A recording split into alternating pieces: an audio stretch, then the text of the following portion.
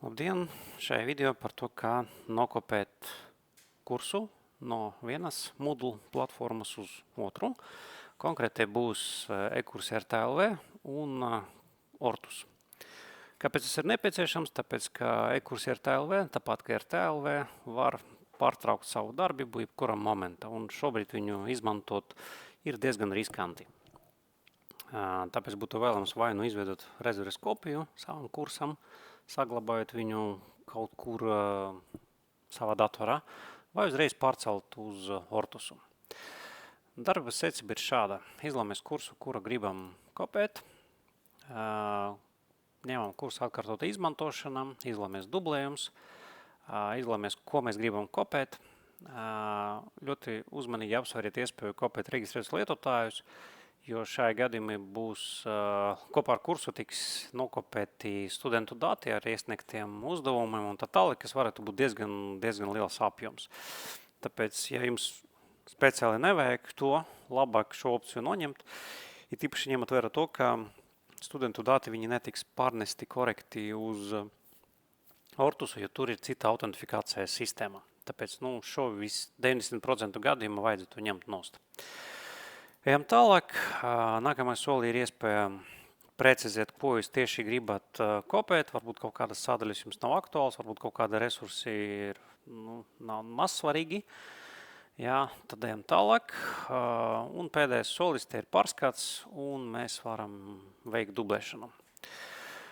Dublēšanu varam gaidīt šeit, bet varam arī aiziet uz atjaunošanas lapu, jo parasti beidzas nedaudz ātrāk. Jūs redzat, ka šeit jau ir parādīts, ka rezerves kopija ir izveidota, un es varu jau šo kopiju lejupielādēt, saglabāt savā datoram, tad pārslēgties uz Ortusu un Ortusam jau esošajā kursā. Kādu no esošiem kursiem, jums ar tukšu kursu neiedos, esošajā kursā jūs varat mēģināt atjaunot. Un šeit ir jābūt ļoti uzmanīgiem un jārēķinās ar to, ka atsevišķas lietas var būt parakstītas vai palielam sapludinātas ar esošu saturu. Man par laimi šeit satura īpaši nav, bet varat piefiksēt tēma numur 1, testa lapa 1. Jā, un tūlīt es šim kursam klāt mēģināšu pievienot RTA kursa saturu. Tad ejam uz atjaunot, izlēmies failu vajag augšu pielādēt, tad browse, meklējam viņu tur, kur esam lejupielādējuši, spiežam augšu pielādēt un spiežam atjaunot. Te ir pārskats, mēs to neko nevaram ietekmēt, spiežam turpināt. Nākamais soli gan būs iespēja izvēlēties, kā mēs to darām. Vai nu sapludinām ar esošo kursu, vai dzēšam esošo kursu un tad atjaunojam pa virsu. Visticamāk, ka jums būs šis variants.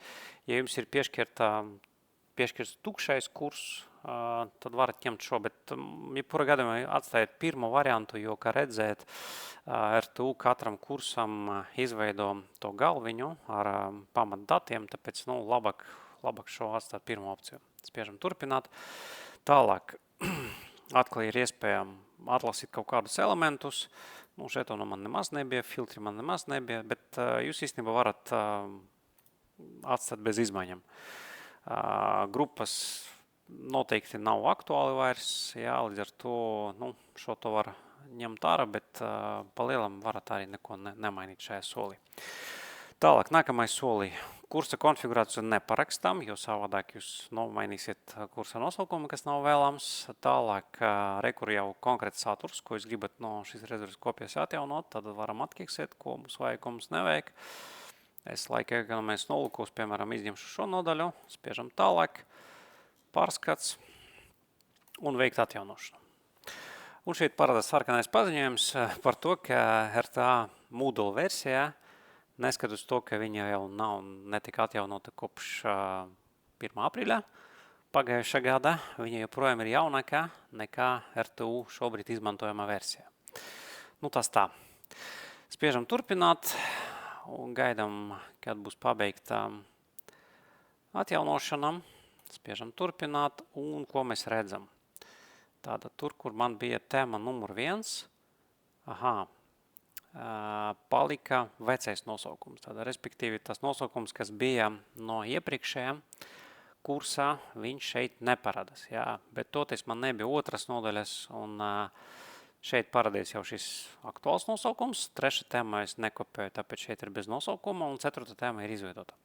Saturs ir pārnesis, es redzu, šeit nodarbības ir pievienotas, studiju kursa programma, jā, ir nokopēta, un pa lielam viss veiksmīgi izdevās. Jā, un arī tā iepriekš izveidota testa lapa arī nekur nepazuda. Tā kā kursa sapludināšana notiek korekti, un nekas netiek parakstīts, vienkārši tiek papildināts, bet tēmu nosaukumi netiek aizvietoti.